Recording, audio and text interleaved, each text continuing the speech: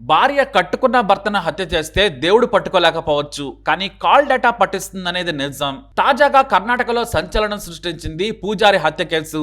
మనుషుల్లోని మానవ మృగాల కథను మళ్లీ బయటకు తీసింది. కర్ణాటకలోని మాండ్యా జిల్లాలోని కెశెట్టితల్లి గ్రామంలోని గణపతి ఆలయంలో పూజారిగా ఉన్నాడు సిద్ధలింగప్ప. అయితే ఆ రోజు తొందరగా పని ముగించుకుని ఇంటికి వెళ్లాలనుకున్నాడు. ఎందుకంటే ఉదయం నుంచి ఉపవాసం ఉన్నాడు. ఎంతో నీరసంగా ఉంది. ఉదయం నుంచి ఏమీ తినలేదు. ఆ దేవుడి మీద మనసుని లగ్నం చేస్తున్నాడు. అందరికీ ఆశీర్వాదాలు ఇచ్చాడు, పూజలు చేశాడు. భక్తులందరికీ గణపతి మీ జీవితాలకు తోడుగా ఉంటాడని ఆశీర్వదించాడు. సాయంత్రం 4 గంటలవుతోంది, గుడి మూసివేయాలని మరో పూజారికి చెప్పాడు. తాను బైక్ మీద తన గ్రామమైన మారళగలాకు బయలుదేరాడు. అప్పుడే తన సోదరుడు బాల్ సుందర్ కాల్ చేశాడు. అన్నా, ఎక్కడున్నావు? ఇంకా ఇంటికి రాలేదా అని అడిగాడు. ఇప్పుడే గుడి నుంచి బయలుదేరాను, పావు గంటలో ఇంట్లో ఉంటాను. ఏంటి విషయం అని అడిగాడు. నువ్వు రాగానే వచ్చి కలుస్తాను, ఫోన్లో చెప్పలేనని చెప్పాడు. దీంతో సరే వస్తున్నాను, నేను ఫోన్లో కూడా మాట్లాడలేను, ఆకలిగా ఉందన్నాడు సిద్ధలింగప్ప. తన గ్రామానికి బయలుదేరాడు. 2 గ్రామాల మధ్య దూరం కేవలం 6 కిలోమీటర్లు మాత్రమే. ప్రతిరోజు ఉదయమే గణపతి గుడికొచ్చి పూజలు చేసిన తర్వాత ఇంటికి వెళతాడు. పైగా తన 2 పిల్లలు స్కూల్ నుంచి వచ్చే సమయం కూడా అదే. హాయిగా వారితో కాలక్షేపం చేయడం సిద్ధలింగప్పకు అలవాటు. తన భార్య శాలిని కూడా తన కోసం వేడివేడిగా ఇంటికి వెళ్ళగానే ఏదైనా చేసి పెడుతుంది. రోజు ఏమి ఉపవాసం ఉండరు, కొన్ని పుణ్య దినాల్లో మాత్రమే ఉంటారు. ఇది ఇతని దినచర్య.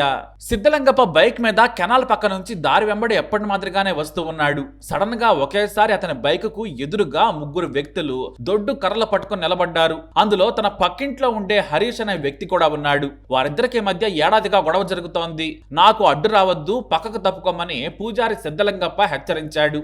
జరగకపోగా 3 కర్రలతో విపరీతంగా తల మీద బాదారు. బైక్ వదిలేసి పారిపోయే ప్రయత్నం చేశాడు. కానీ వెంబడించి మరీ కర్రలతో కొట్టి చంపారు. సిద్ధలింగప్ప చనిపోయాడని గుర్తించి వెంటనే మృతదేహాన్ని కాలువలోకి విసిరేశారు. బైక్ ను కూడా కాలువలోకి విసిరేశారు. ఇంతలో దూరంగా బైక్ మీద ఎవరో వస్తున్నట్లు కనిపించడంతో చెట్ల పొదల వైపు పారిపోయారు. మరోవైపు తన సోదరుడు బాలసుందర్ అన్న కోసం ఇంటి దగ్గర ఎదురు చూస్తున్నాడు. కానీ ఇంకా రాలేదు. ఫోన్ చేస్తేనేమో కలవడం లేదు. గుడిలో సిద్ధలింగప్ప కింద పనిచేసే చిన్న పూజారికి ఫోన్ చేసి అడిగారు. 4 గంటలకే గురువుగారు వెళ్లిపోయారన్నా అని చెప్పాడు. దీంతో షాక్ అయ్యాడు బాలసుందర్. రాత్రి 10 గంటలైనా ఇంటికి తిరిగి రాలేదు. ఫోన్ చేస్తే కలవడం లేదు. అందరూ కంగారు పడ్డారు. చివరకు రాత్రి 12 గంటల సమయంలో పోలీసులకు ఫిర్యాదు చేశారు. ఆ మర్నాడు ఉదయం 6 గంటల నుంచే అంతా వెతకడం మొదలు పెట్టారు. తన ఫ్రెండ్స్ ని తీసుకుని గుడివైపు మార్గంలో వెతుకుతూ వచ్చారు సిద్ధలింగప్ప కుటుంబ సభ్యులు. ఓ చోట చెప్పులు కనిపించాయి. పెనుగులాట ఆనవాళ్లు కూడా ఉన్నాయి. చెప్పులు ఎక్కడెందుకున్నాయని చూడగా కాలువలో బైక్ ఉంది. అంతే, ఒకసారిగా షాక్ అయిపోయారు. రక్తపు మెరకలతో పాటు అతని రుద్రాక్షమాల, 2 ఉంగరాలు కూడా కాలువ పక్కనే పడున్నాయి. దీంతో కాస్త ముందుకెళ్లి చూడగా కాలువలో శవమై కనిపించాడు సిద్ధలింగప్ప. వెంటనే భయపడ్డ బాలసుందర్ తన తల్లిదండ్రులకు, వదినకు ఫోన్ చేసి చెప్పాడు. గ్రామస్తులంతా నిమిషాల్లోనే అక్కడికి చేరుకున్నారు. బాలసుందర్ వేగంగా శ్రీరంగపట్నం పోలీసులకు ఫోన్ చేసి సమాచారం ఇచ్చాడు. పోలీసులు వచ్చి చూశారు, ఆధారాలు సేకరించారు. మొదట ప్రమాదమేమో అనుకున్నారు, కానీ రక్తపు మరకలు ఉండడం హత్యగానే భావించారు. పోస్ట్ మార్టం చేసిన తర్వాత మృతదేహాన్ని కుటుంబ సభ్యులకు అప్పగించారు పోలీసులు. జిల్లా ఎస్పీ వెంటనే సిద్ధలింగప్ప హత్య కేసును తేల్చేందుకు ప్రత్యేక విచారణ టీం ని ఏర్పాటు చేశారు. అయితే విచారణలో భాగంగా సిద్ధలింగప్ప భార్య 32 ఏళ్ల శాలిని ఫోన్ కూడా స్వాధీనం చేసుకున్నారు పోలీసులు. అందులో కాల్ డేటాను పరిశీలించగా హత్య తర్వాత కూడా ఓ వ్యక్తికి కాల్స్ వెళ్లాయి. అలాగే అతని నుండి కూడా వచ్చాయి అని గుర్తించారు. అతని పేరే హరీష్. ఇతని వయసు 33 ఏళ్లు. దీంతో హరీష్ ను పోలీసులు మొదట పట్టుకుని తమదైన శైలిలో విచారించగా అసలు విషయం చెప్పాడు.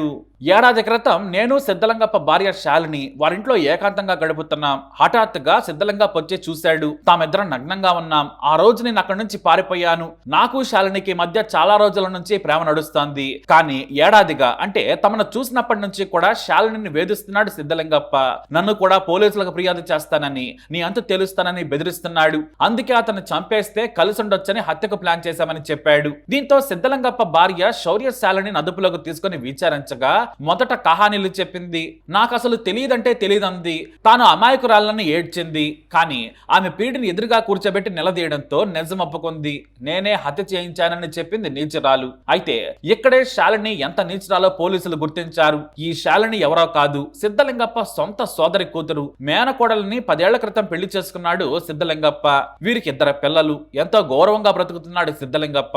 ఆయన అందరూ ఇష్టపడతారు. చుట్టుపక్కల గ్రామాల్లో పెద్ద పేరున్న పూజారి. అయితే ఈ శాలినికి తమ ఇంటి పక్కనే ఉన్న హరీష్ తో ఉన్న పరిచయం కాస్త అక్రమందానికి దారితీసింది. ఇతను ట్రక్ డ్రైవర్ గా పనిచేస్తుంటాడు. ప్రతిరోజు ఉదయం 6 గంటలకే గుడికి వెళ్లే సిద్ధలింగప్ప సాయంత్రం కాని ఇంటికి చేరుకోడు. ఈ గ్యాప్ లో ఒంటరిగా తన ప్రియుడితో ఎంజాయ్ చేసేది శాలిని. అయితే గత కొన్నాళ్లుగా వీరి బంధం బరితెగించింది. తన భర్త ఇంటికి రాడులే అని ఏకంగా మధ్యాహ్నమే ఇంట్లో దుకాణం పెట్టేసింది.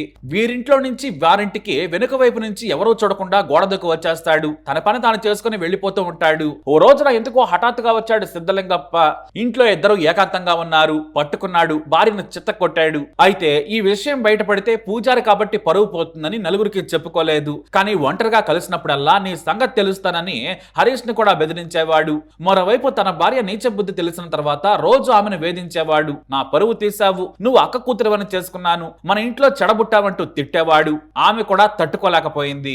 మరోవైపు పిల్లలు పెద్దవాళ్ళు అవుతున్నారు. ఎంత జరుగుతున్నా శాలిని ప్రియుడు రహస్యంగా కలుస్తూనే ఉన్నాడు. ఎంజాయ్ చేయటం మాత్రం ఆపడం లేదు. దీంతో సిద్ధలింగప్పను చంపేస్తే హాయిగా ఎంజాయ్ చేయొచ్చు అనుకున్నారు. తమ బంధానికి అడ్డుండదని చంపాలని ప్లాన్ చేశారు. అయితే మార్చి 6వ తేదీన సిద్ధలింగప్ప ఉపవాసం ఉంటున్నాడు. నీరసంగా ఉంటాడు కాబట్టి ఎదురు తిరగలేడు, తప్పించుకోనూ లేడు. కాబట్టి హత్య చేయాలని శాలిని తన ప్రియుడికి సలహా ఇచ్చింది. అతను వెంటనే తన స్నేహితుడైన మరో లారీ డ్రైవర్ సంతోష్, మరో స్నేహితుడైన గణేష్ లకు విషయం చెప్పాడు. హత్యకు సహకరిస్తే డబ్బులు ఇస్తానన్నారు. ఆశపడ్డారు సన్నాసులు.